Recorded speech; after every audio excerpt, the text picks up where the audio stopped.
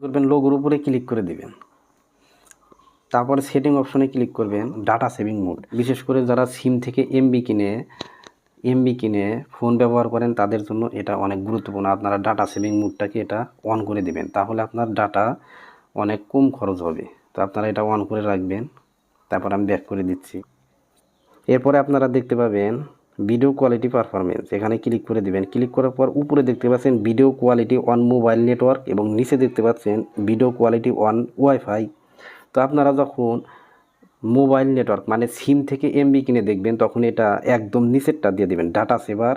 এই নিচেরটা দিয়ে 3টা অপশন আছে, নিচেরটা দিয়ে দিলে আপনার ভিডিওটা লো পিকচার কোয়ালিটি হবে কিন্তু আপনার অনেক ডাটা সেভ হবে। এবং ভিডিও কোয়ালিটি অন ওয়াইফাই এটাতে আপনারা কি করবেন, অটোতে দিয়ে রাখবেন অথবা হাই পিকচার কোয়ালিটিতে দিয়ে রাখতে পারেন।